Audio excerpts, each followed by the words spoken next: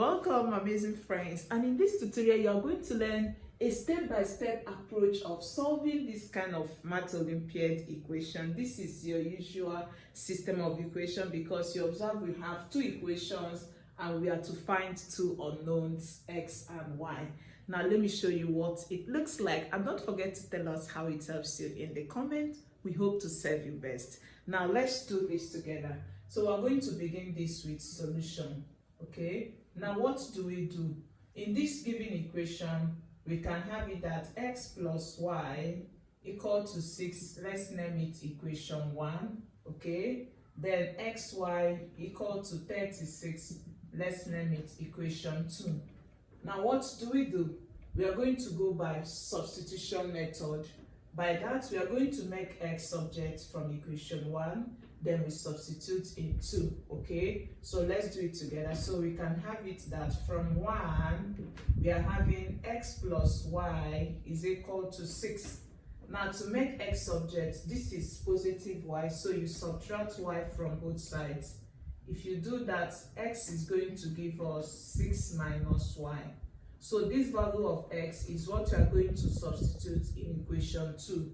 So we are going to have substitute x into equation 2. Okay, to do that we are going to now have, so from here we are going to have xy is going to be, our x is 6 minus y, so we are going to have 6 minus y for the value of x, okay, is multiplied by y and is equal to 36. Now remember that this is the same as y into 6 minus y is equal to 36. These two are the same. Okay, now use this to expand the brackets. Do same here. We are going to have 6, y multiplies 6 is 6y, y multiplies negative y gives us negative y squared is equal to 36. Amazing. Now looking at this, you observe that this is leading you to a quadratic because the highest power of y here is 2. Okay, now to rearrange this, you are going to have, let's begin with the one with square, and you know it has a negative, so we're going to have negative y squared. This one is positive, so we have positive 6y. Remember this is positive here. To remove it to be at the left side, you subtract.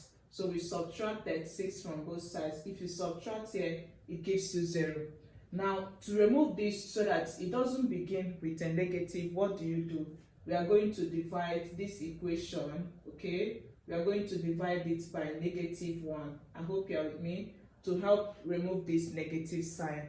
So to do that, we are going to have, divide this by negative 1, it gives you y squared. Divide this by negative 1, it gives you negative 6y. Divide this by negative 1, it gives you positive 36. When you divide 0 by negative 1, it gives you 0. So this is now what we have. We are going to make use of our formula method, and in that case, y will be negative b plus or minus square root of b squared minus 4ac divided by 2a. Now from here, your a is always the coefficient of y squared. So our a is, the coefficient of y squared here is 1. So a is 1. Your b is the coefficient of y, which is negative 6. And your c is the constant, which is 36. So plug this into the formula. We are going to have it as y is equal to, negative is already in the formula. Your b is having negative 6. So please take note of it, okay? Bring down your plus or minus, square root. B is negative 6, you square it, minus 4, we multiply, our a is 1, and our c is 36. And all are divided by 2, we multiply, our a is 1. So simplifying this, we are going to now have, so we have y is equal to, negative multiplies negative is positive 6, plus or minus, negative c squared is negative 6 multiplied by negative 6, and negative by negative is positive. So we're going to have square root of 6 times 6 is 36. Then this negative 4 multiplies 1 is negative 4 times 36 will give us negative 144. Okay, all are divided by 2 multiplied by 1 is 2. Now what do you do again? We simplify. So we have y is 6 plus or minus square root of, now negative 36 minus 144 is going to give us 144 minus 36. This gives us 8. This gives us 0. So we have negative 108. Did you see that? And that is divided by 2. Now, observing this, you see that we have negative sign inside the square root.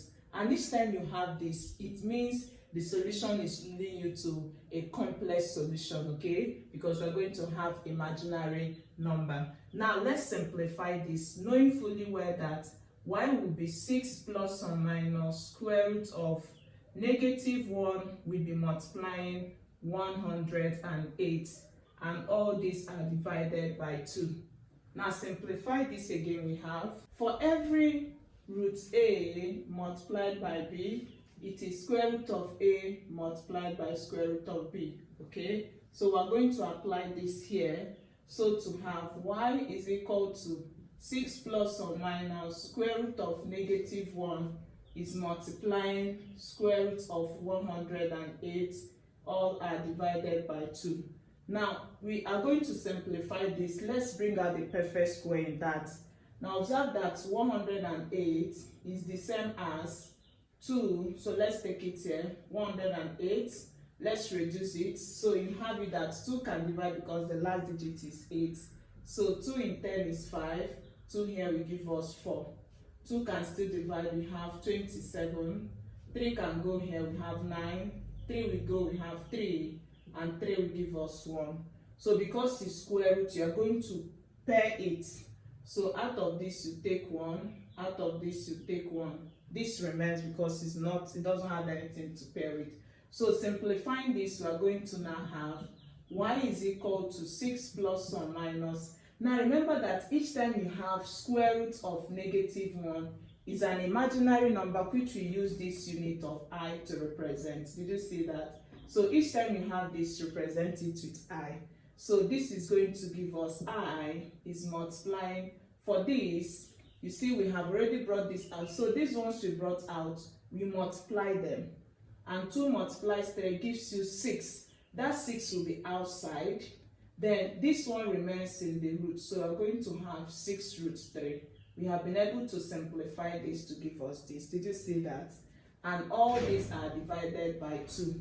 So simplify it again. Y will give us 6 plus or minus. Multiply this, you have 6 root 3i is divide each by 2. Divide this by 2.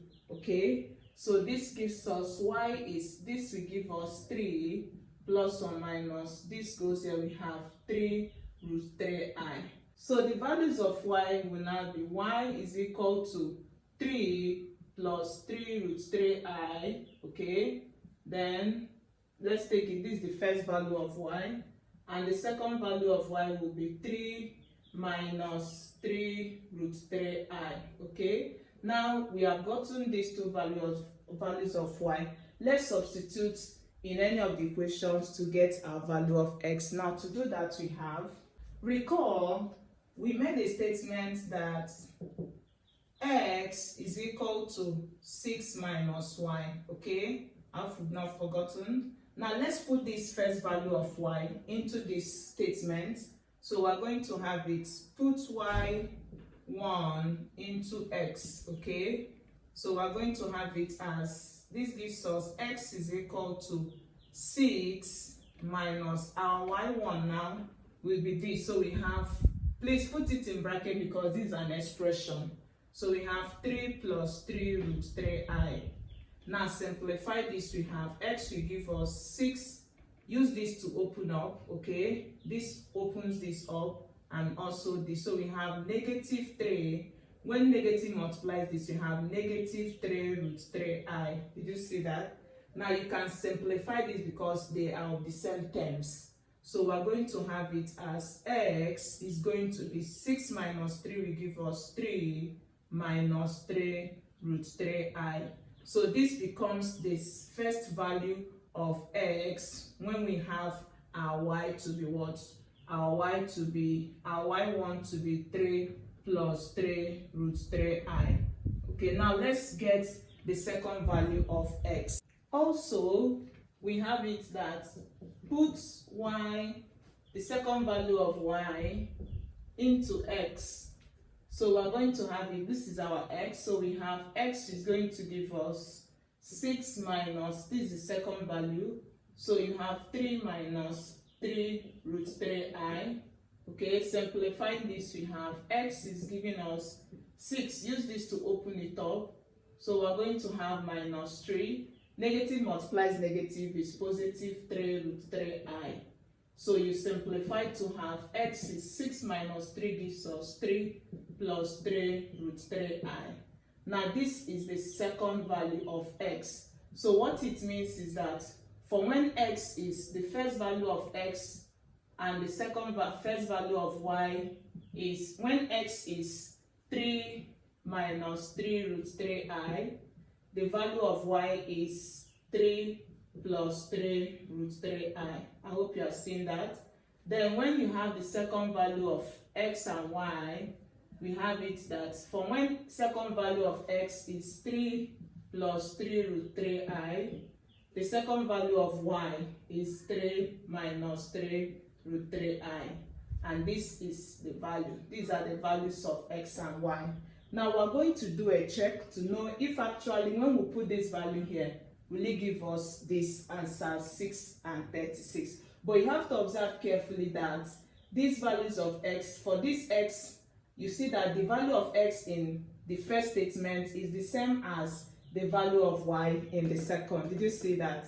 And the same happens to the y in the first is the same with the value of x in the second. So just pick one of it and test to know if actually it gives you the values at the right side. So to do that, we have, so to check, we are checking now. We are going to check with the first. You can also try the second, it will give you the same result. So we're going to use the first value, okay, from when x and y are given as 3 minus 3 root 3I and 3 plus 3 root 3I. Now, put this value here in equation 1. So we're going to have, for equation 1, we are having x plus y. So we have this plus this will give us x plus y will give us 3 minus 3 root 3I plus this 3 plus 3 root 3I. So add it correspondingly. We are going to have, thus collect like terms, 3 and 3 will be added. Okay, then negative 3 root 3I, you add it to 3 root 3I. 3 plus 3 will give us 6. And when you this is negative 3 root 3I plus this, you see it cancels to give us 0. So we are having 6. And this is what you have at the right side for adding. Now let's check for the multiplication. Now for the second one, we have for x, y, we are going to have, we are using the same. So this is our x. So we have 3 minus 3 root 3I. Okay, is going to multiply our y, which is 3 plus 3 root 3I. So let's expand this. We are going to use this to expand with this. This expands with this. Do same also here and this here. Now expanding this, we are going to now have 3 will multiply 3 to give us 9. Now this 3 multiplies 3 root 3I. 3 multiplies 3 root 3I. 3 will multiply 3. Okay, so let's write it down. So we have plus 3 multiplies 3 root 3I. Okay, let's bring it out. So we're having this will multiply this to give us negative 3 multiplies 3 root 3I. I hope you are with me. Then this will also multiply this. Remember, negative multiplies positive gives us negative. So we're having this multiplying. So it is 3 root 3I. Will be raised to power of 2 because it's now 2. So simplifying it again, we are having 9 plus 3 multiplies 3 will give us 9 root 3I. I hope you are with me. Minus this will give us 9 root 3I. Then for this we have minus. Now remember that when you have it this way, when you have this, it means we have 3 root 3I is 2, okay? This is what it means. So this will multiply this, and 3 multiplies 3 gives you 9. So we're having 9, okay? Then when 3 multiplies root 3, it is root 3 raised to power of 2.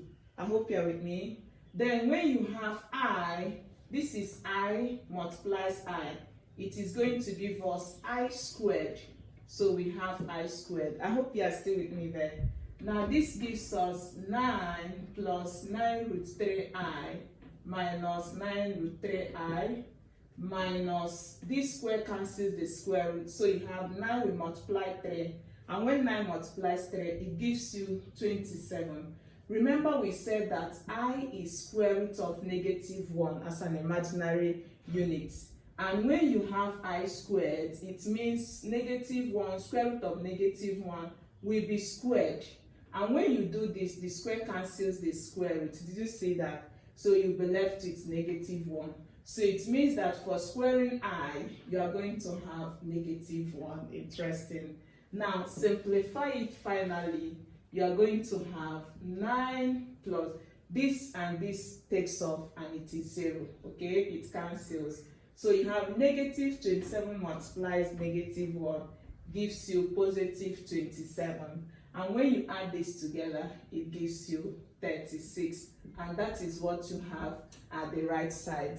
Now, what is our conclusion? We conclude that x1, y1 being equal to 3 minus 3 root 3i and 3 plus 3 root 3i, okay?